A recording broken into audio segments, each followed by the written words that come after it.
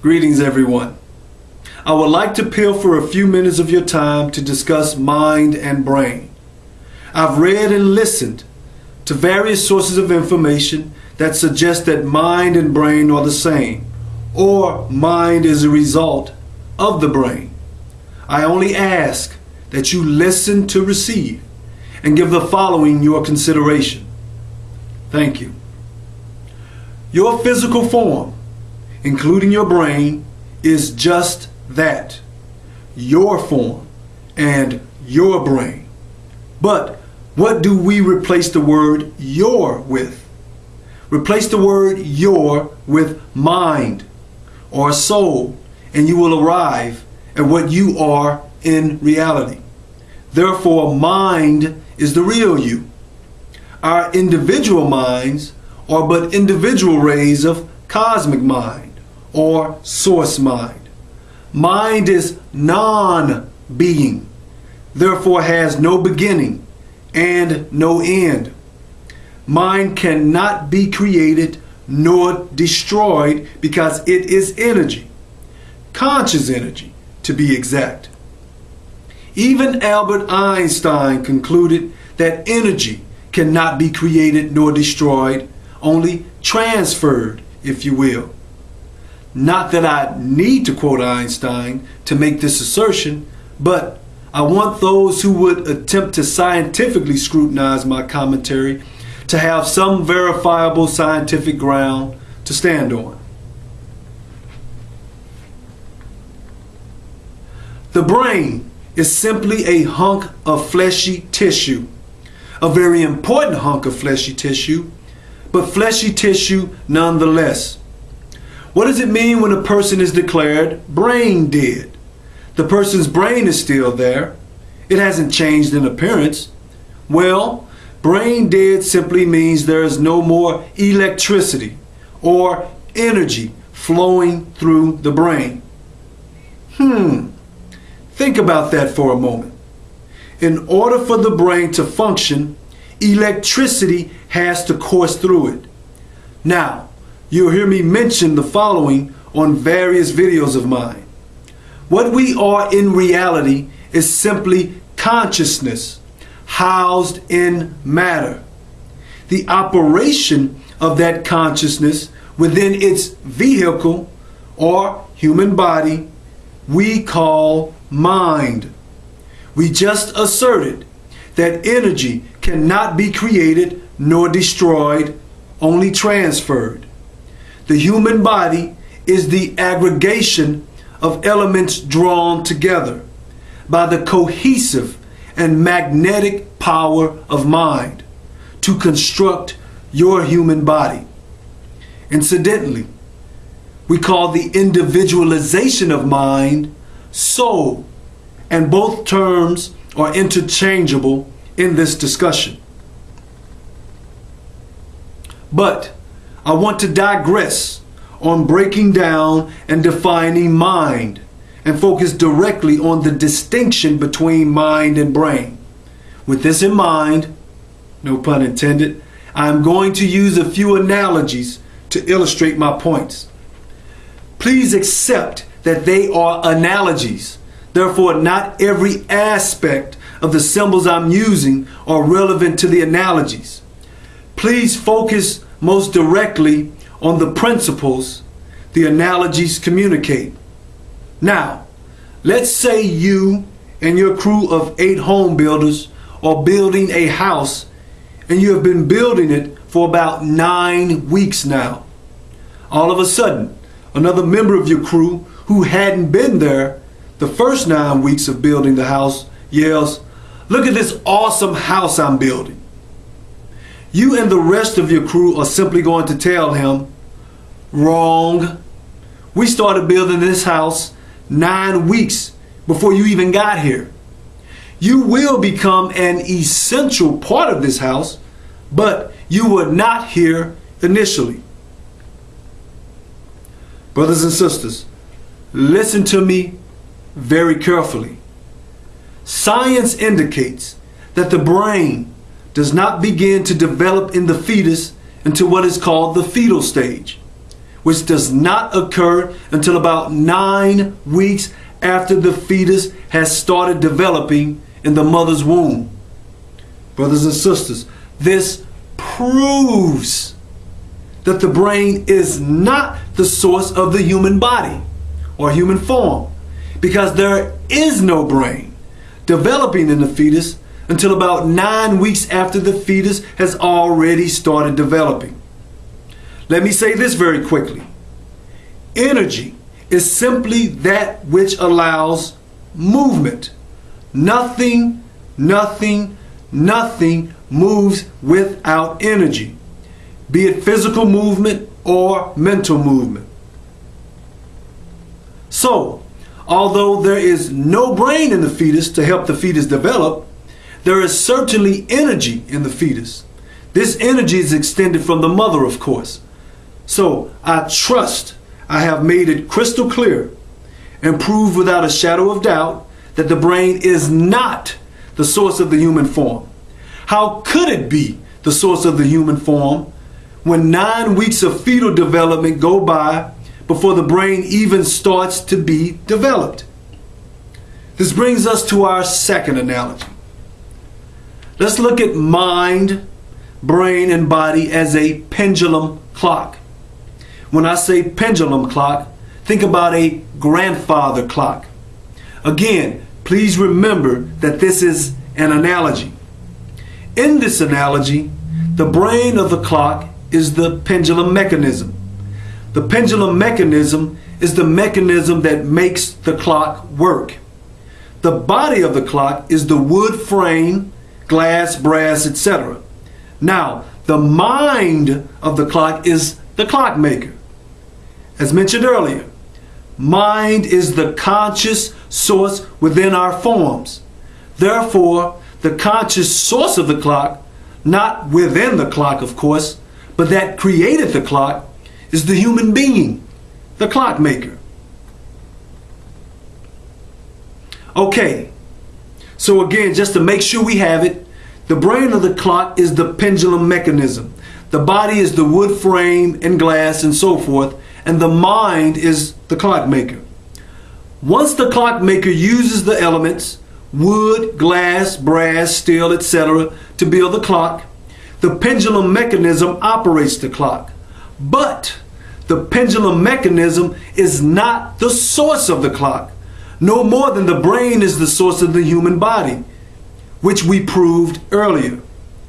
The difficulty many are going to have in accepting what I am explaining is due to the simple fact that they cannot see mind or consciousness with their naked eye, under a microscope, or with a satellite, telescope, or other sophisticated scientific equipment. Or they accept that matter came before mind. But matter, or flesh, cannot bring consciousness into being.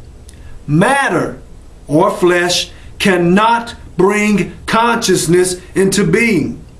Matter has no will. The brain has no will. Will is an aspect of mind. As my teacher, Dr. David M. Berry, explained, matter is simply crystallized energy. Energy at its lowest vibration. It is critical to understand that mind is the decision maker. The brain works in conjunction with mind to operate the form and interpret data. The brain does not, I repeat, does not make the conscious decisions though, because the brain, which again is a hunk of matter, has no consciousness. Mind has consciousness. Let me illustrate this point. Example number 1. After running 20 of the 26 miles of the marathon, the marathoner's brain communicates with the rest of her form to let her know that she is very exhausted. But although signals from her brain, in conjunction with her form, would suggest to her that she should stop, she decides to keep running despite the enormous pain and weariness in her legs, feet, and other joints. Mind is the decision maker, not the brain. Her brain was overridden by the real her, which is mind.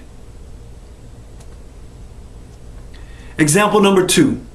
You're standing there on a frozen lake, completely naked. Your buddies have cracked the ice wide enough for each of you to jump in.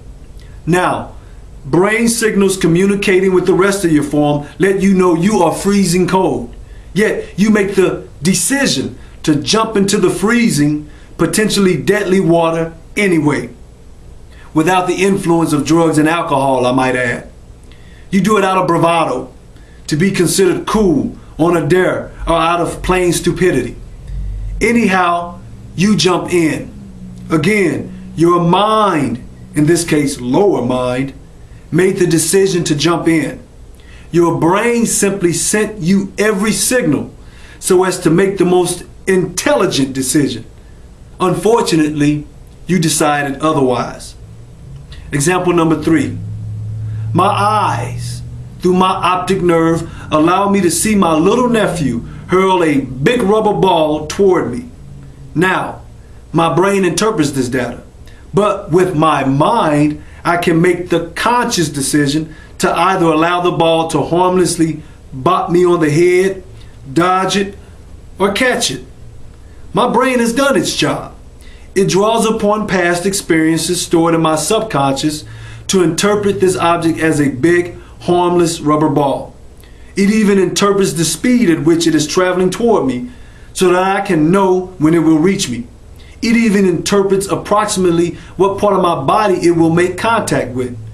But again, with mind, my decision maker, I decide to let it harmlessly bop me on the head while I fall to the ground and watch my little nephew laugh hysterically at me.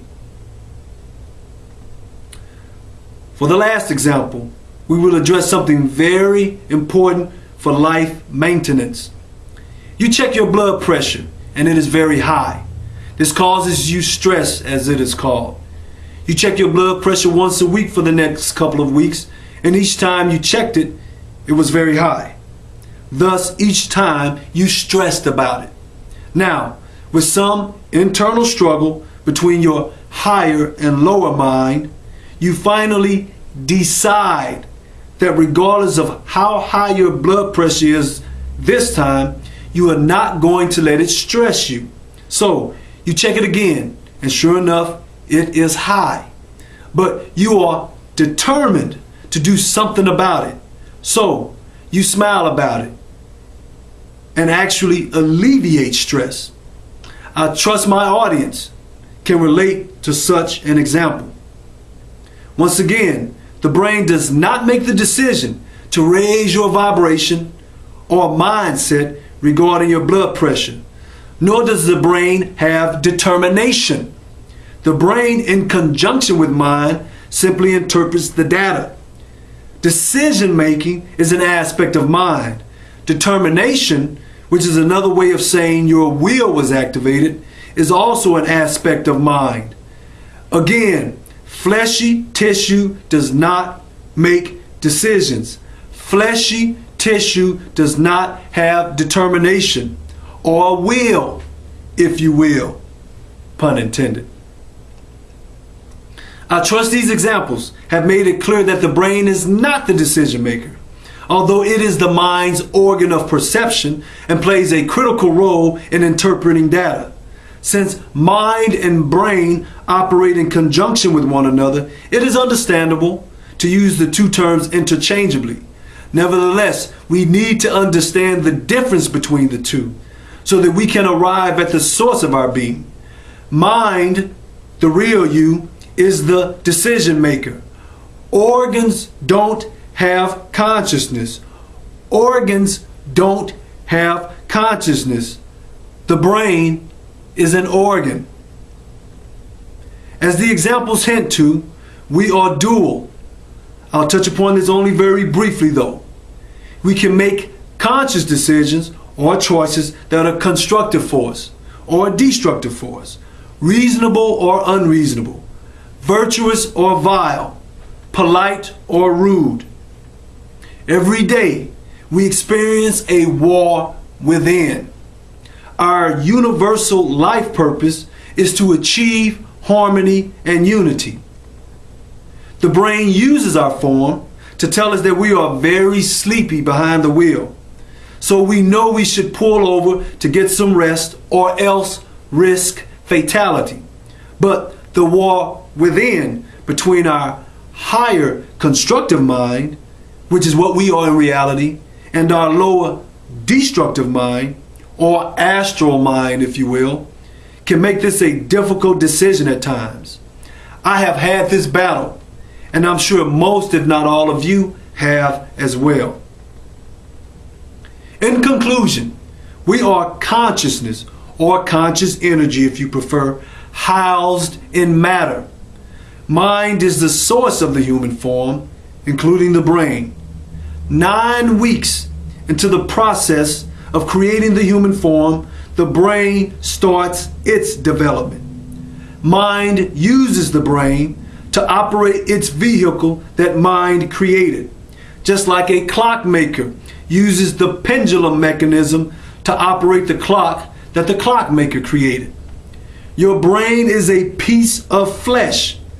This piece of flesh cannot operate without energy or electricity flowing through it. Energy cannot be created nor destroyed. So, even when the brain and body cease functioning, the source of the brain and body simply leaves it and returns to its source, which is universal or cosmic mind. I trust I have compelled you to consider what we have expressed about the mind and brain. If you are impressed, to comment, I only ask that you be clear, concise, and polite. Thank you for your time and consideration. Love and harmony, Brother Osiris.